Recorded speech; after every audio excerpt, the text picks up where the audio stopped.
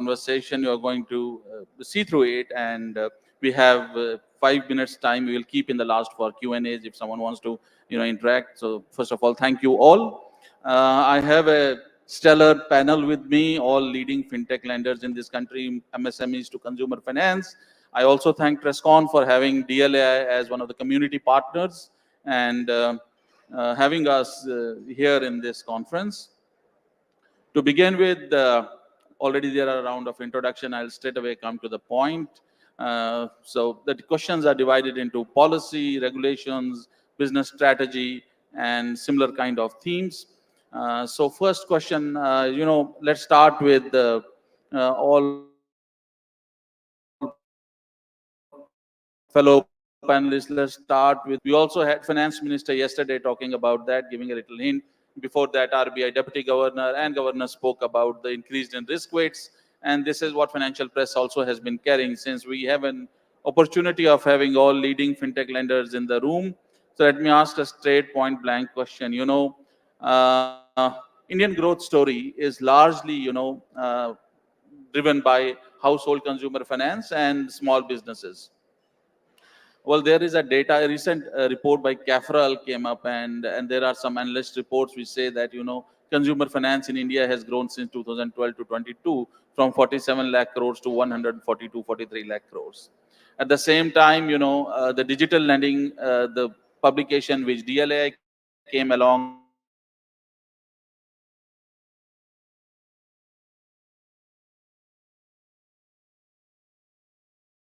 to 50 lakh crores, 47.4 lakh crores by 2026, and consumer consumption is the spending on household consumer consumption is going to be about $3 trillion in India. Now, with this in background and context, I would specifically like to know from each one of you 2 points.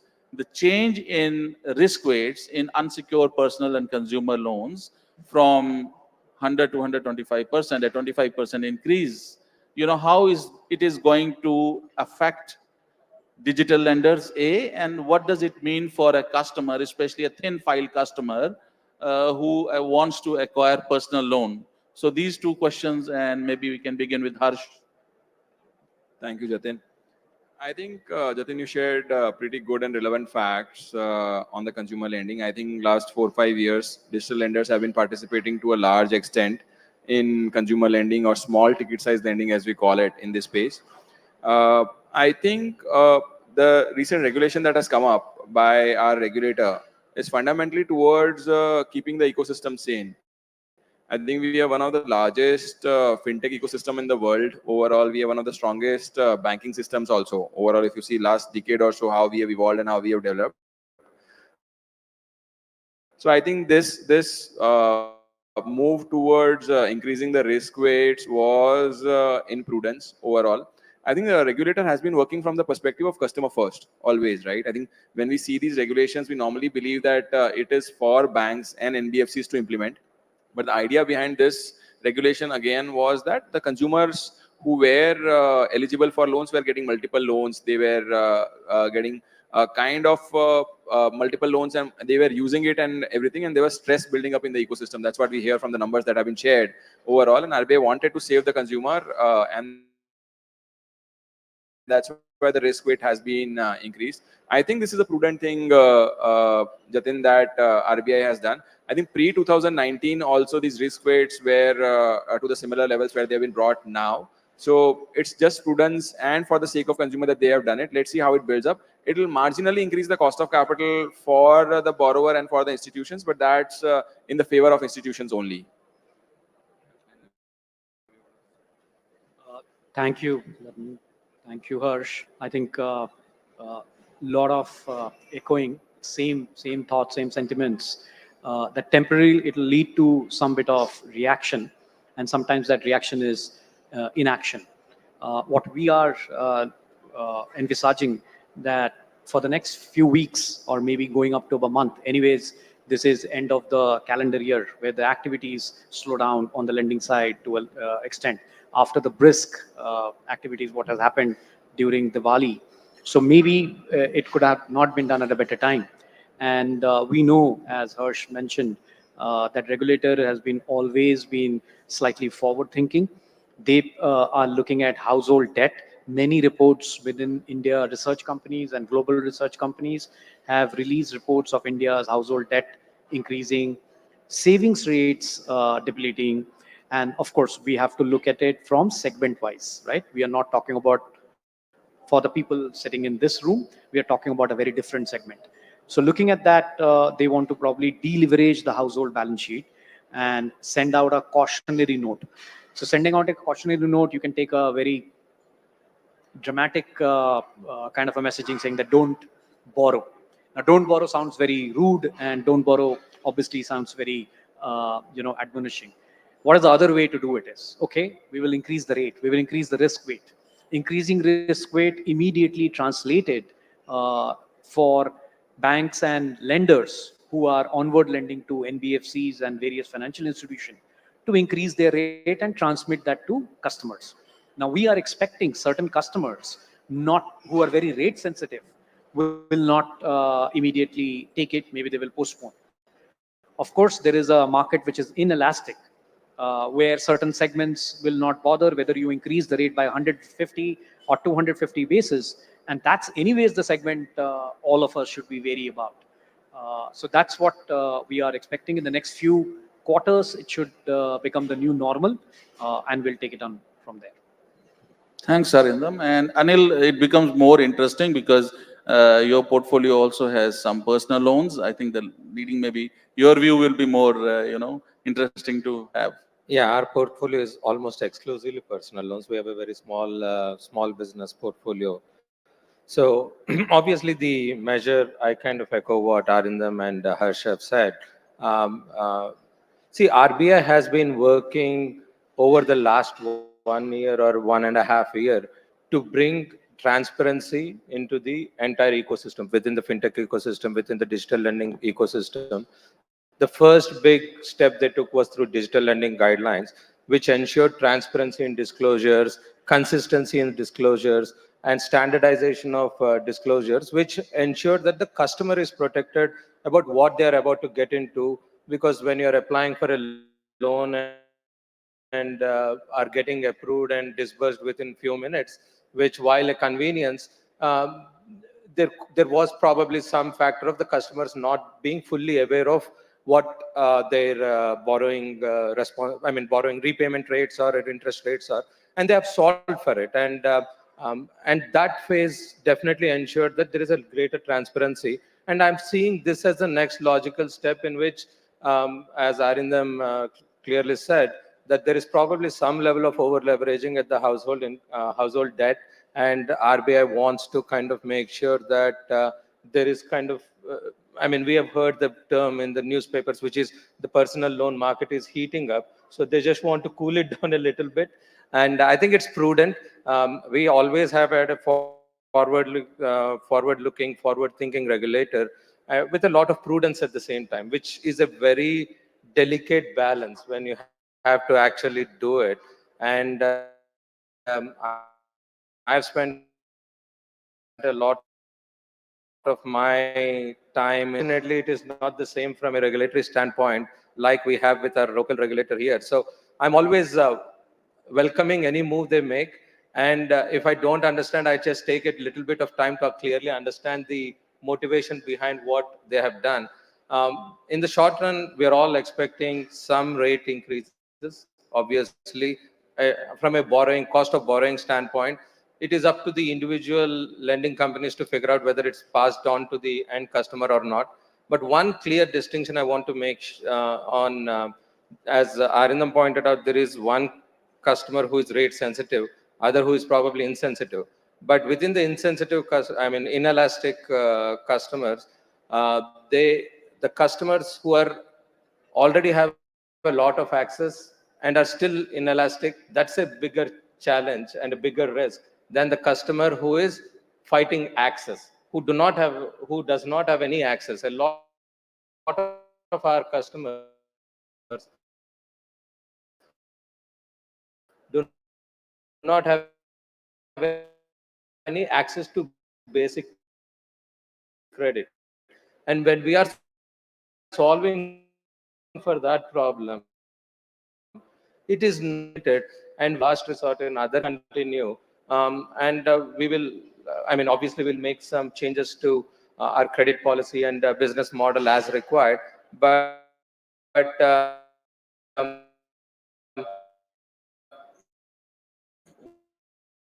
one thing we all have to and market will readjust to the new normal, but growth is going to happen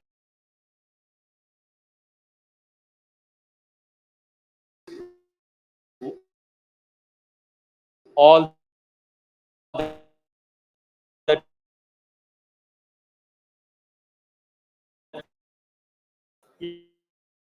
Yeah, so I think most of the co-panelists have made all the important points. As I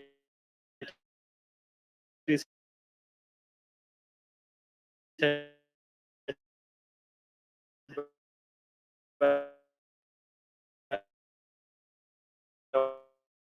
because of them, there will be some transmission impact of capital. However, make sure how their business model is going to be the end of it's not going to happen. The core business model. So I think the industry will stabilize with respect to adjusting to the new regulations. No, I think thank you so much, Siddharth and other fellow co-panelists. I think this is a great, a tapestry of different viewpoints, and incidentally, we are also having this panel discussion on a day when it's the first Friday of it's a Black Friday, and that is correlated. See, it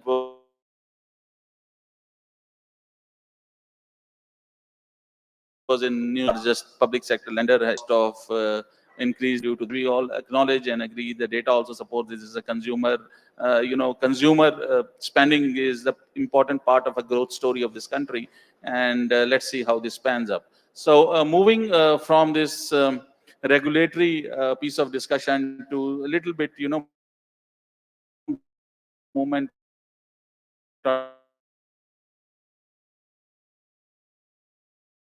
innovative, they as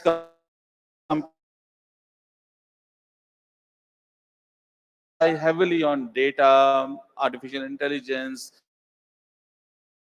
algo-based models, and so on and so forth. So I would like to, your viewpoints on the fact that how do you see trends in moving in overall, fintech lending in next 3 to 5 years? So what is the analysis, and how do you see that? Sure, sure. So I think, Jatin, most of us are trying to serve an underserved market, right? We all acknowledge the fact that in larger towns and cities, we have larger competitors like Bajaj or HDFC, ICICI already serving well over there. Only thing is, there is certain sector or section of people that is getting underserved right now. And all of us are trying to figure out how do we serve the credit product needs of those segments, right? Another characteristic of this segment is information asymmetry, right? Like for the middle size or a large size consumer, we typically get a lot of information in forms of ITRs, bank statements, financial statements, and everything. But for the small and micro segment that we cater to, this kind of information is not that readily available or in more chewable form, right? Overall.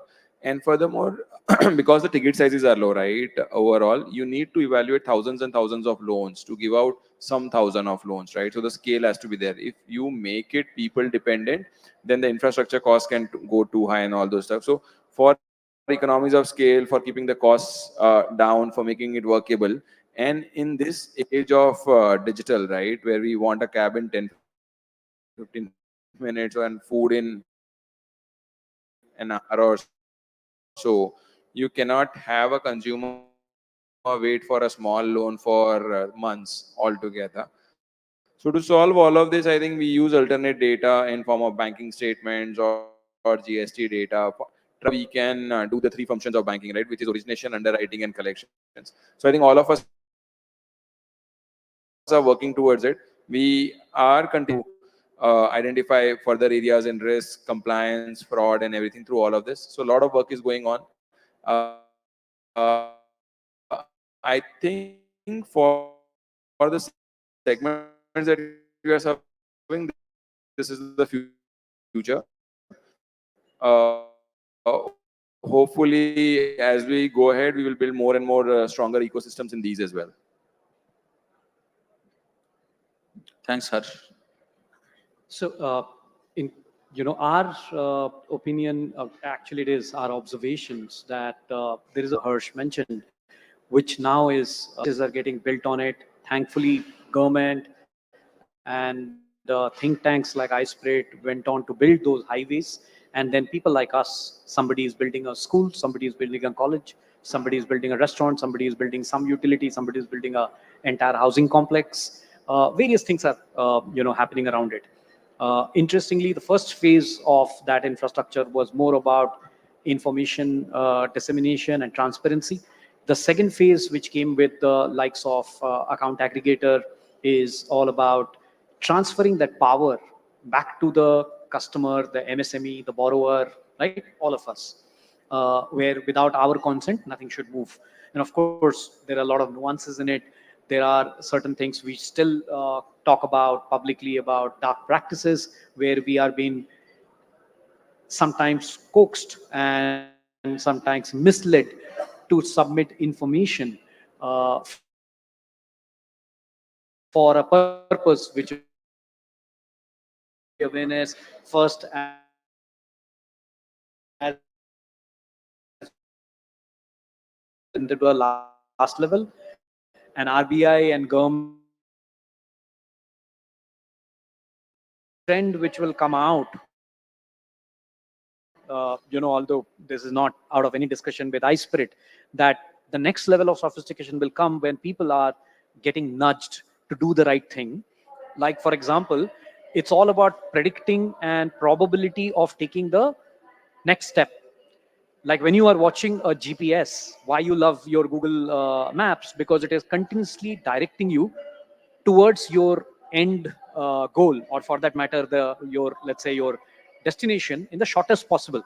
It is nothing but a combination of probabilities of roads, time, data, past data, and it is predicting that this road is the best.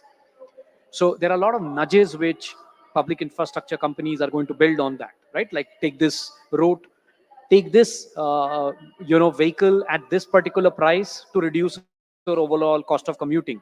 Similarly, if somebody can build, and it will come out, my sense is I think it will come out of the public private collaboration, where there will be nudges. For example, the nudge means when you are buying something on a particular website, today the website is giving you a choice.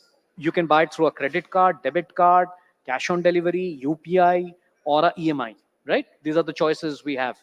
The next level of choice would be that the my intelligent app, or one of the apps you will build from this room, it will say that, Arindam, you can now pay 100 rupees. Out of this, 5% pay through UPI, 10 do it through your credit card, and balance 85 you do it through EMI. Why? There are ABCD reasons. Because it is connected with my let's say, for example, it my bank account aggregator, wealth account, and it can figure out a configuration that it is the best optimum route for me to say. That is for lending. Similarly, for anything on the investment side. So I think very interesting times are coming, and thanks to the development on the LLM side and what we are seeing on the generative AI, this is going to be possibility, and maybe somebody from this room itself will build that. A lot of interesting thoughts, and I've figured out that as we move down the panel, you have to start thinking about new points to say. Yeah, just talking about the trends as a whole, one of the broader trend, I'm just trying to not echo, but try to say something different, is what used to be the fintech's advantage, which used to be the technology and data, is no more their own forte alone. It is something that every bank is doing. Every bank is a digital lender today. A lot of their journeys on digital.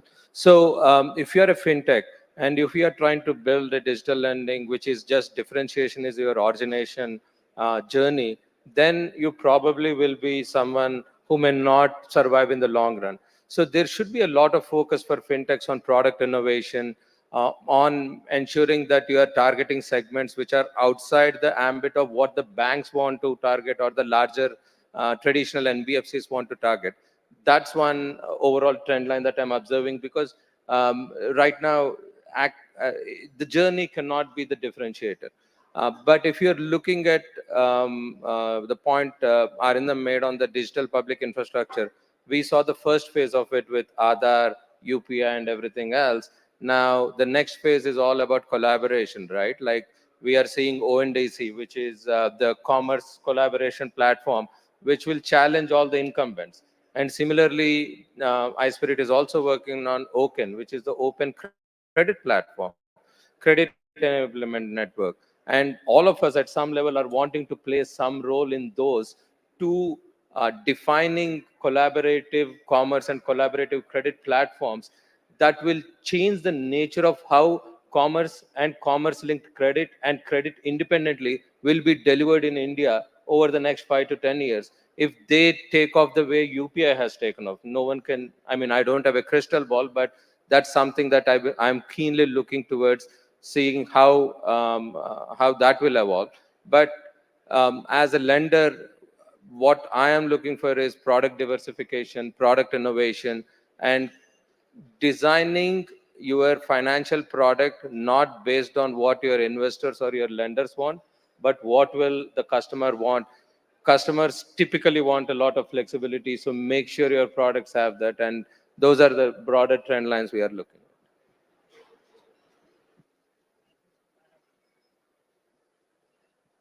I think I have the same problem that Anil mentioned. By the time you reach me, most of the points are We'll change the goalpost in for next question. done. But yeah, as everybody said, I think the infrastructure has been built. More than that, I think the way the adoption has been going, we all keep hearing on a monthly basis the number of UPI transactions is increasing. Yesterday, I read the now number of MSMEs who registered on the Udyam portal has crossed 1 crore mark. So the speed at which the adoption is happening of the public infrastructure is what will aid all of us. And obviously, new products will have to come through. Today, most of the lending that is happening in the digital space is around unsecured products. People are now innovating around secured products. We know now one can actually go and take a loan against a mutual fund in a matter of 5 minutes. I'm sure sometime in the future, with the development around title deeds and all of that being digitized, there will be development that will happen on the secured lending side. So enough and more to do for all of us, and new innovative models, as Arindam mentioned, a lot of them will come from people in this room. The fact is there's a very strong infrastructure which is out there, and other initiatives being done by the government. Somebody has to ride it and make the best use case out of it. So, thank you so much, Siddharth. And as you aptly pointed out, let's shift the goalpost and begin with you. Since you mentioned UPI, and I will again allude to a RBI, RBI CAFRAL data, which talks about, the role of UPI in supporting digital fintech lending. The report says something like that. A section of that says, if there is a 10% increase in per capita UPI transaction, it leads to around 5% increase, per capita increase in digital lending, whereas in case of scheduled commercial banks, it is 1.5, which clearly shows that fintech lenders or digital lenders have benefited from digital public infrastructure like UPI. Another important data point, is the consumer segment from in an age group of up to 25 years and 25 to 35 years. So digital lenders are the largest segment of lenders serving these customers. And this is purely from the customer client protection point of view. Another question which I'm asking. So, these are the kind of customers who are probably little less, sensitive about cost of pricing, as one of our panelists mentioned, the difference between financial access to consumer credit and the pricing, convenience versus pricing, and usually it gets tilted on convenience side. However, at the same time, there are issues like data related issues, cyber privacy, product suitability of a product, and customer protection, awareness about the right informed decision making.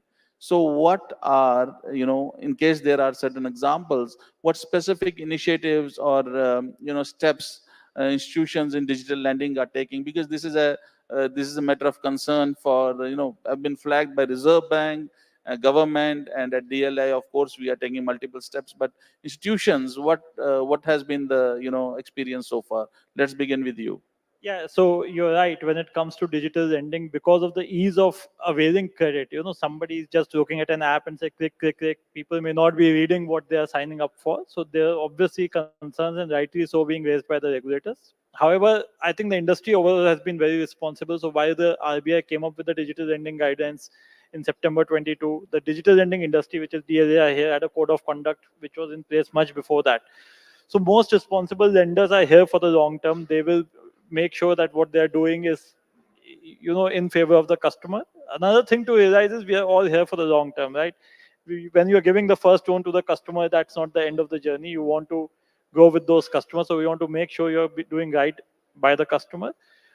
So now there are things which have come in place, like the key fact statement, etc., which are, more prescribed by the regulator. But I can tell you for sure, most of the lenders sitting here, we were already implementing most of it much before the guidelines came through.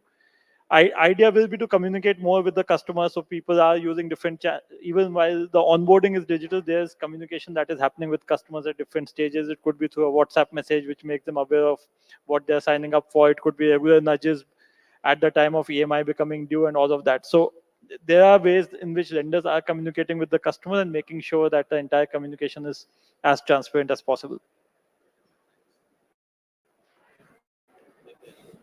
Yeah, I think the point you made about the customers in below 35 age group, a lot of them being fintech lending customers or mainly digital lending, is driven by the fact that they're digital native customer, they're digital first customer. They don't know to do anything different or they are not even exposed to it. They don't think it is an option to go to the bank to get a loan. And our regulator and the public infrastructure we have provided has provided a lot of platform for ensuring one, with regulation, what should be data privacy, and also on data ownership. Now the with account aggregator framework, it is very clear. So who owns data? Previously, most people, most business owners acted as if the customer data is owned by them. Now with the account aggregator framework, there is not only clarity, but also a process which ensures that the customer is in command of their data. They choose what data to share, with whom to share, and when to share, and to what extent to share. And to have provided that infrastructure kind of ensures that the customer is protected. And also in terms of not just that, but in terms of privacy and consent, there have been several steps that have been taken by both the regulator and as well as the government. However, if you're looking at the incidences, especially in digital lending, there is a higher incidence of fraud, or at least a higher reporting of fraud, mainly because of ID theft and others. Because the customer who is not digital native or digital first can be prone to some unscrupulous elements who are trying to take advantage. And we keep hearing about scams like the Kaun Banega Karodpati scam and others, wherein people, and it's, if you look at the age distribution of those people, it's typically customers who are at age groups 45 and 50 plus who are more negatively affected by those. So I think as an industry, it is incumbent upon us to kind of actively do education. And one of the significant challenges we faced as an industry, digital lending specifically, is with the illegal lending apps that we have seen. And RBI has done a lot of work. And I've recently seen Amitabh Bachchan ji doing an ad on figuring out what's a legal app versus non-legal, which means that once Mr. Amitabh Bachchan is saying something, you are the most legitimate thing. The industry is here to stay. That's the good news about it. But it's also sending an important message as to how to identify a good digital lending app versus some app which is unscrupulous. So it is, it's not just the regulator's role, but role as industry association like DLI, but individual lenders, to ensure that that information is passed down to the end consumer and they are making the right decisions in picking the digital lender or in sharing their data. So I think that there's a lot of good work that's happening and a lot more that we need to do to ensure that the customers are protected always. Thanks, Anil. I think you touched upon really critical points. How you kind of countered Jamtaras of the world and other pieces. So Arindam, would be nice to have your thoughts on that, and then we'll go to Harsh. Thank you. So for us, I think the way we are seeing, as Anil mentioned, and we have been seeing certain interesting things. Like he mentioned that our age group, or our parents' age group, used to consume goods, services very differently, and we thought that our children will also consume the goods, and their world is also similar. But we were very surprised, and pleasantly so, that it is not the same. Right? They communicate to each other on message boards or platforms which we don't even are not even present. I lay a bet, I don't think so, more than 10% of you will be on something called Discord. And check with your children, each of them would be on Discord. They would be having a friend circle where they will probably enjoy playing an online sports. And in our world, we don't even know what was that. And we used to play, where we used to, play together in a field or back of the, our homes. So there are a lot of differences, and it is nothing unnatural, because I think that is generational change and evolution. And so will the way, if they are changing the way they are consuming the goods and services, so will the way the lender, whether it is founded by a generation X guy or a generation Alpha, he has to bring those changes. And if we cannot do it, then we as service provider, as lending is a service provider, we will become irrelevant very fast. Somebody else will replace. And the shift of power is very interesting in our mind, because we play a lot of big role in the embedded finance place. We have built a lot of our journeys on being embedded, and in that we have realized a harsh, or a the reality is that unfortunately, as a lender, we have only a limited role to play. Who has the biggest role to play? The biggest role, of course, is you as the customer. The second is the place where the interaction and the commerce is happening, which is the e-commerce giants, right? Who is controlling many things in your life, whether you know it or not, do not know it. They do subtle targeting, they do various kind of nudging, right? Which I was discussing in my previous topic. And it is happening at retail stores because the brands are influencing you, right? What are the chances that if you are thinking about buying a phone, uh, you will not consider the top three brands? Chances are you will always consider the top three brands. The pricing being one of them, features being one of them, and the desire to own one of them. You are not even thinking at that point of time that where should I take the loan from? For you, taking it is just a matter of convenience.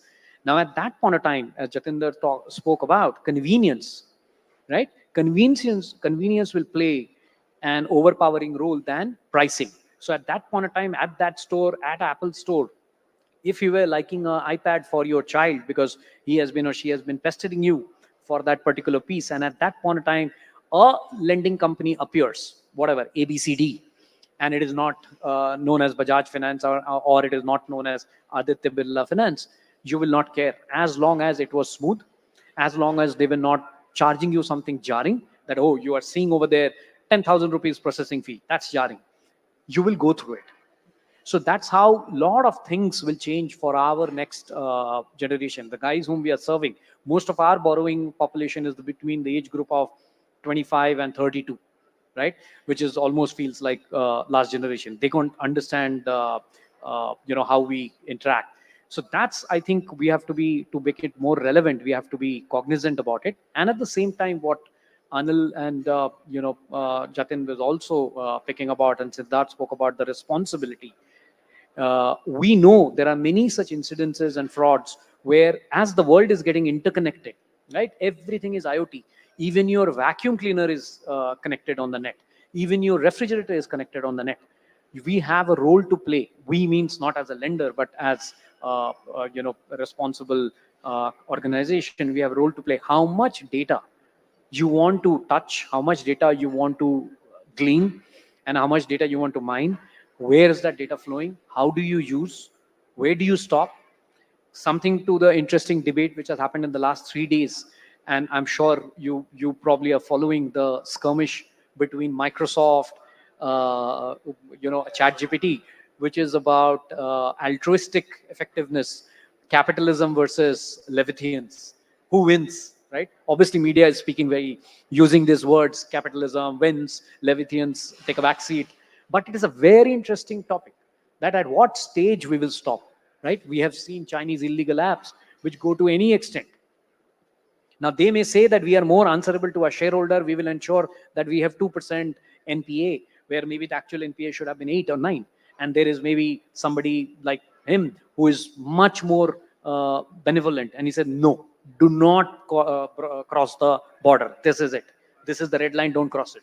If it means that we have to take that losses, we may take that losses on this, but we will figure out in the next model how to not do it. But do not cross. So I think that is something, the boundaries we have to decide for ourselves. Unfortunately, nobody will be able to, beyond a point, decide. So over to you, Harsh. Yeah. I think very good perspective shared on the question regarding digital public infrastructure from and I'll quickly share our thoughts. So we actually look at it from for this decade, right? Like Indam said, we are trying to serve the missing middle or bottom of the pyramid people, right? And the typically age bracket of these guys are in the range of 23 to 45, right? Who have just started earning, don't have adequate, maybe not owning a residential property or don't have adequate financial information about them and everything. We feel three things are required to solve for this generation. One is digital and cloud infra, right? So it has moved from the age where everybody was quoting the number of branches or feet on street that they have on ground. It's now that how much conveniently through your app or a web infrastructure can you reach to the customer, how much transparently can you communicate with him, can you take documents from him. Second important piece in serving him would be personalization of service, right? We typically have like 10 types of butters available or 15 types of chips available in the market, but if you ask for a auto loan or a home loan or a personal loan, do we have those kind of variants available for people, right? It's still not there in India. In developed economies, still there are far more choices available to the consumer, from a very small credit of 10-15 days to a 5-year, 10-year or 20-year credit available. We in India still not have seen that kind of product innovation. We still have not seen miniaturization or micro miniaturization of products, right? I think all of us remember the age when HUL PNG had to transform themselves into a shampoo sachet to reach the real markets, right? Rather than the shampoo bottle. And the Nirma and the Ghadis of the world did that fantastically well. So that is again another thing that we think will be required for this generation or next decade or so for us to solve. The third thing that we also personally feel that in financial services for a long time, experience and engagement has been disregarded, right? You go to a branch, you submit all of the documents to the people around, and if they can give you a loan, they give you a loan, otherwise they say no to you, right? I think in this age and generation, if all of us apply for a credit card of a bank and if that bank doesn't give me a credit card, will I go to that bank for a home loan, auto loan or something like that? Maybe not, right? The chances are we will not. So the experience and engagement of the borrower will also have to be managed in these times for next 5-10 years. So I think for these 3-4 things, obviously the DPI sets a system guardrail and everything. Similarly, access to internet, access to mobile devices, and all those things are helping. I think these things we will all have to work around. But I think what we are seeing is this is fantastically building up in India. The ecosystem is fantastically building up in India. It's now up to us and the consumers to use this infrastructure and get served or serve well as well.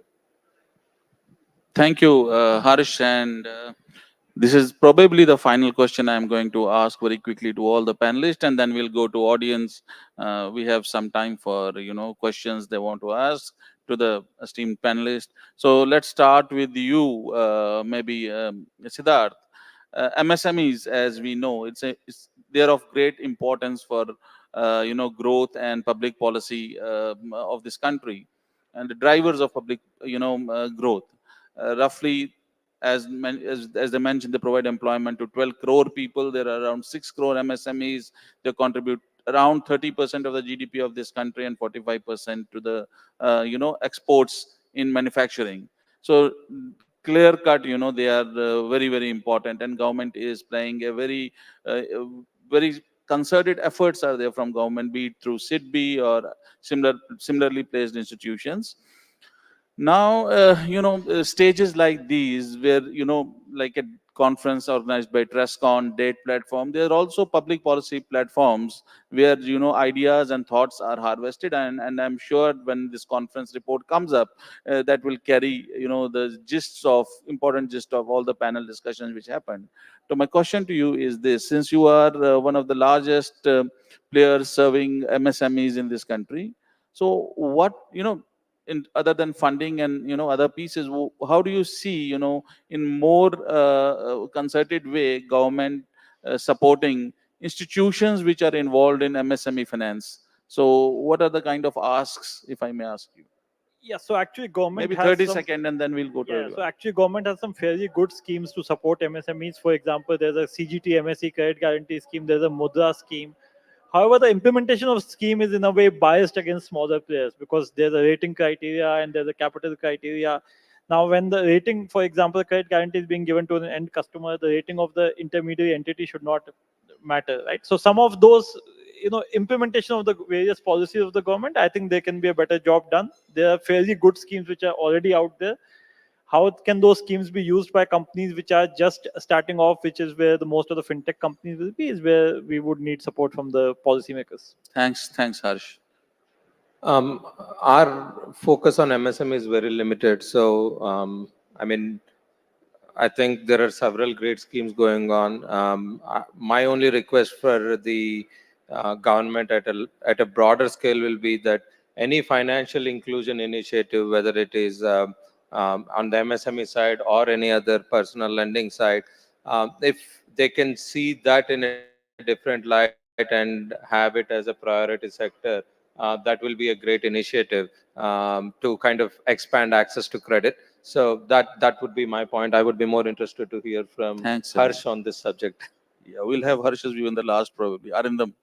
A quick one on this. I think Siddharth touched upon those sensitive ones, that access to credit in a manner where government can do something, whether it is to do with, let's say, for example, the struggle which we see on the UAM, the entire act of tagging somebody on the MSME as per RBI needs two minimum, KYC. UAM, for some reason, it is simple. That's what I felt, at least I felt it is simple, and some of our colleagues also felt simple, but definitely not all the MSMEs. There are just about 1 crore, he mentioned, of customers who are registered on the UAM. It's not that a very complicated process, but is there a way for us to simplify it? Maybe that is one.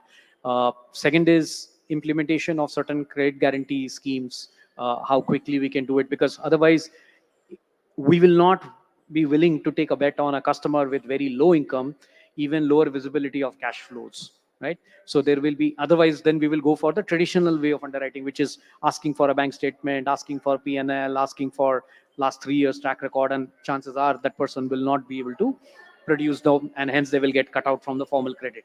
So they will be back to square one. So is there a way for us to leverage the alternate data? Is there a way for government to talk about getting us certain other symmetry in information? So that's, I think, what we would like. So Harsh, and then we'll go to audience.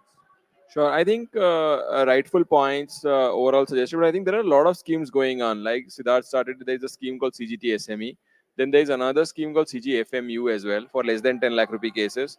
Another benefit that micro and small businesses get is our business gets classified as PSL, right? So we have a rate advantage overall if you get classified as priority sector lending. We do have benefit from lenders as well because of PSL, right? Because every institution needs to do 40-50% of almost 40% of their lending to priority sector segments as well. Further, I think like like Anindam talked about Udyog Aadhaar and Udyam Aadhaar registration, right? That's a self-registration. It's a very simple form where you can go ahead and register your businesses and you can start doing that. Earlier, it used to be shops and establishment certificate or business BRP proofs. You had to get it from local authorities. It was very cumbersome. So I think a lot of these things have started in last 3, 4, 5 years overall. I think the execution is still picking up pace. The government on its own is trying a lot of stuff to build this infrastructure, but I think the execution is still not to the level where we would want it all to be. But again, like UPI is a fantastic scheme, right? UPI for business and everything, having the same same QR code for transactions and everything is helping a lot of businesses, right? Save money as well. And most importantly, it is free as well as of now, right? Which is fantastic for all the merchants and vendors themselves to sell goods. So a lot of scheme. I think in next 3, 5, 10 years, we'll see more and more schemes coming in and more infra getting built and used up in the country. Thanks, Harsh. And now, before we go to audience, I think we have covered all relevant pieces. And the topic of digital lending or financial fintech is such that we can go on and on. But like all good things, this panel discussion also has to pause somewhere. And an interesting observation is the attendance in the room has been, I've been observing, it's moving like a stock market. Initially in the morning, when we 9:30 it opens, everyone was full, and in between, the left hand side, right hand side, people are going out and coming. The close of a day, 4:30 again, it's like full. So appreciation for the audience, and let's move. Although it says time's up, but maybe you can take one or two questions from audience.